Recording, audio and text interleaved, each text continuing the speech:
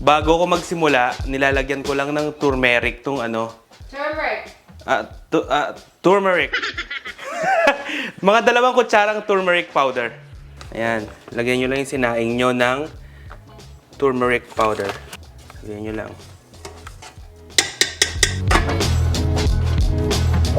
O paano? Tuesday na. Welcome to another episode of Chamba Tuesday!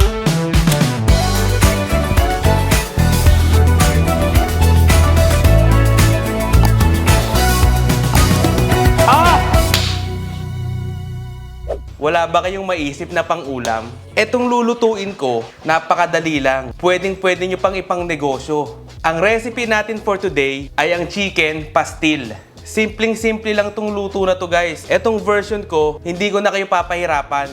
Kahit hindi ka marunong magluto ng chicken pastil, sigurado matsatsambahan mo to dahil ito ang chicken pastil ala chamba. Let's get it!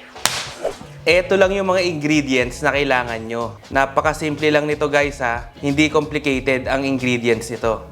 1/4 cup suka, 1/4 cup soy sauce, 2 tablespoon brown sugar, red chili flakes. Bahala na kayo, pakiramdaman nyo na lang kung gaano kaanghang ang gusto nyo.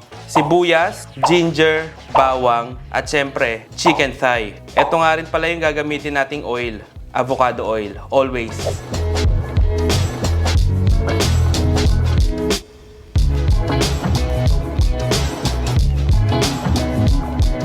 Gayatin na natin itong ibang mga ingredients.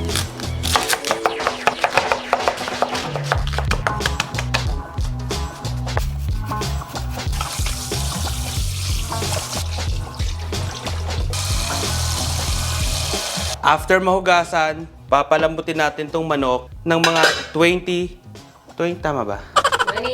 20 to 25 minutes. Yung tubig, tama lang ha. Huwag nyo ilulubog ng sobra. Baka malunod yung manok. Medium heat. Tapos wala na tayong ilalagay dito na kahit ano ha.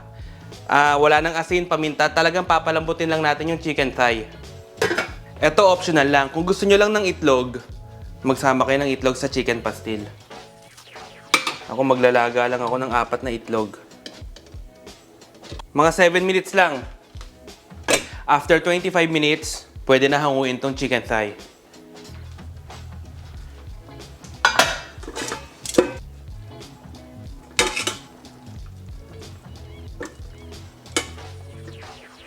Guys, itong chicken broth, pwede nyo i-save to ha. Huwag nyo itapon, sayang.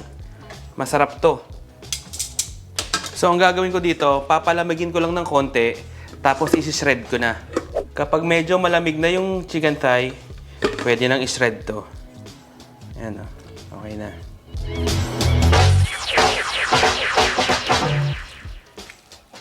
Gagamit lang ako dito ng tinidor, guys.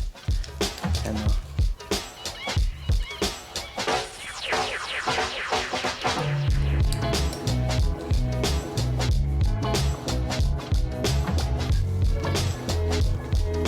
Ang importante dito guys, yung parang maging ganito lang siya oh. Yan, ganyan lang kaliliit. Huwag niyong tadtarin masyado. Pwede nga, ganyan ninyo lang oh. Pwede nyo mang kamayin kung gusto nyo.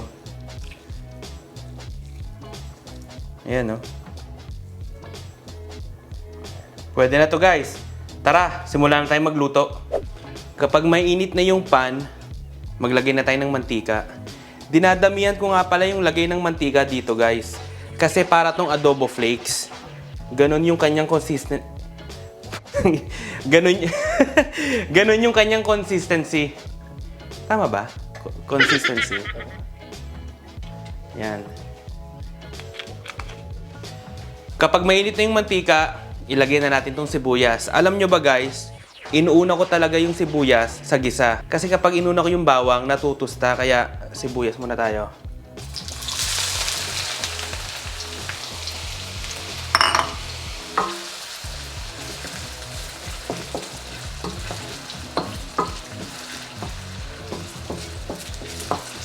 Igisa nyo lang maigi.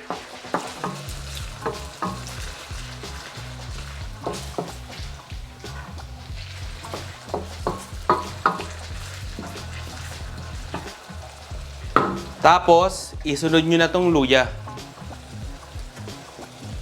Ayan.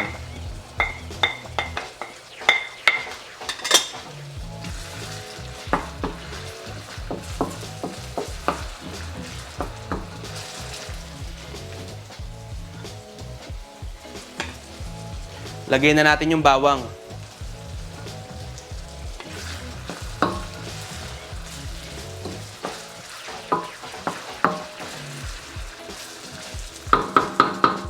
Kapag nagisa na maigi yung sibuyas, luya at bawang, pwede nang ilagay itong ano.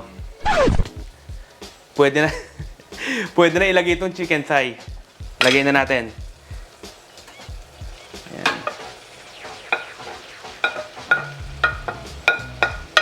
Haluin nyo lang maigi ha.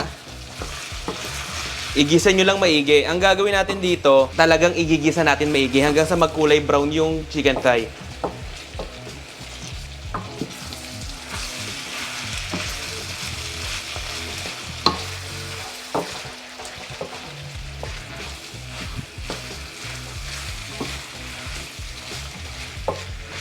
Medyo lalakasan ko lang yung kalan. High heat.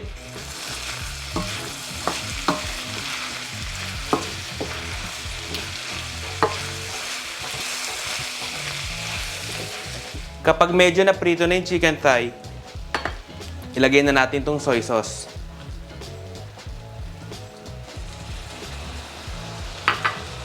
Sunod na din natin yung suka. Tapos, budburan nyo ng paminta.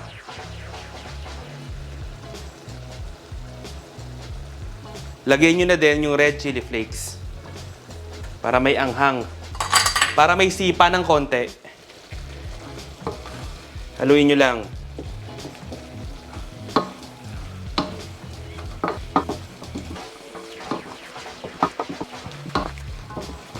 Ilagay na din natin tong brown sugar. Ito yung pang-balance ng lasa para may tamis at anghang. Konti lang.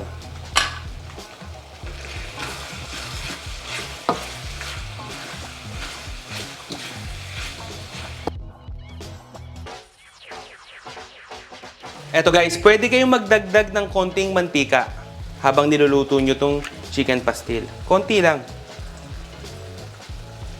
Yan.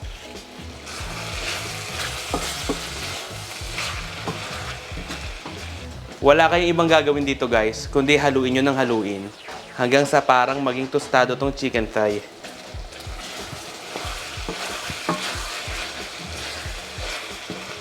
Guys, kung gusto nyo i-adjust ang lasa, tikman nyo.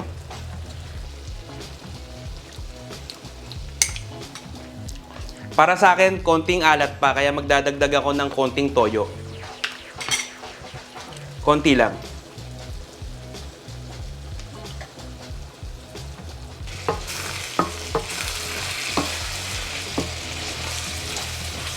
Kapag ganito na yung itsura ng chicken pastil, maglalagay pa ako ng konting oil. Konti pa. Tapos konting asin.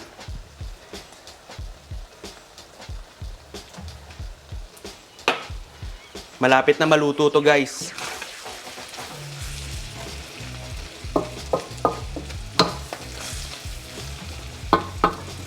Haluin nyo lang ng konti. Konting halo pa. Makakaraos din tayo guys.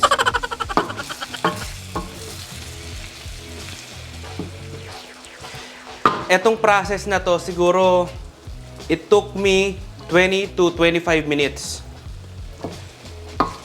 para maging ganito yung chicken thigh. Guys, bago ko hanguin, titikman ko muna ulit kung pwede na yung lasa.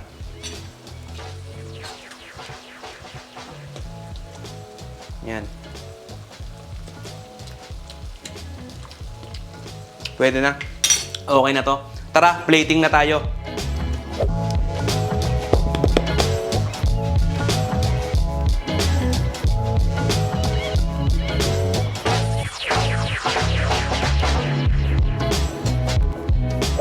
Alam nyo guys, perfect na perfect to pang baon. Kasi napakadali talagang lutuin. Okay na okay din to pang negosyo. Kasi napakamura lang ng mga ingredients. Tara, tikman na natin. Ito yung tinatawag na perfect bite. Ito ang perfect bite, guys.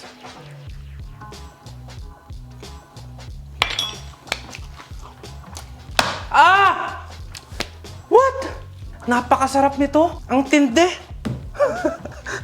Alam nyo, tamang-tama yung soy sauce, yung suka, yung vinegar, ay, yung garlic, yung luya. Tamang-tama. Sinambahan ko na yung ingredients para sa inyo. Eto, oh. Sinamahan ko pa ng itlog. Ay, mas perfect bite to. Tingnan nyo, guys. Kita mo yung itlog. Ito talaga ang perfect bite. Hindi ako makapaniwala. Napakadali kasi talaga lutuin. Teka muna, ngunguya muna ako. Ibang level ng sarap to, guys. Kung wala kayong pangbaon ng buong linggo, eto lang gawin nyo. Isang batch, napakadali lang, di ba? Eto, tingnan nyo, guys. Oh. May baon na ang biyenan ko. Isang buong linggo. Ewan ko na lang. Okay, guys. Huwag nyo kalimutang mag-subscribe, like, and comment down below kung meron kayong mga ulam na gusto nyong tsambahan natin. Tandaan nyo, guys, na ang luto mas masarap kapag patsamba-tsamba lang. Paano? Next week ulit. Ang tindi.